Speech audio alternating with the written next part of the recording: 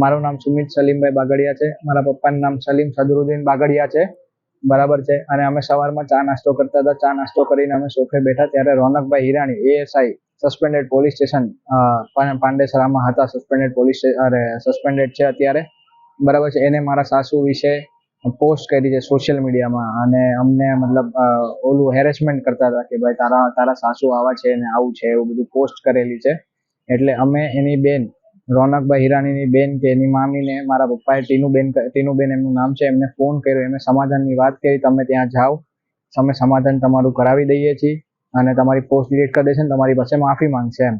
અને એટલે હું મારા પપ્પા મારા સાસુ વિશે થયું હતું એટલે હું મારા પપ્પા બે એમના ઘરે ગયા એટલે અમે વાતચીત ચાલુ કરી, પણ એમને તરત જ મતલબ તું તારથી ગાડી ચાલુ કરી દીધી અને એને એવું કીધું કે તમ તારે હું પોલીસમાં છું, પોસ્ટ ડિલીટ નહીં થશે, હું પોલીસમાં છું, તમારે જે થાય એ કરી લેજો એમ કરીને મારા પપ્પાને ધક્કો માર્યા. એટલે હું બી ગયો હતો. એટલે મેં મારા કાકાને ફોન કરીને બોલ્યા કે વધી ન જાય. એટલે મારા કાકાને ફોન કર્યો ત્યાં સુધીમાં મારા પપ્પાને એક પેટ અહીંયા મારી દીધી ને એક ભૂક્કો અહીંયા મારી દીધો અને ત્યાં જ મારા પપ્પા ઢળી પડ્યા અને એમનું મર્ડર ત્યાં જ થઈ ગયું છે એમ.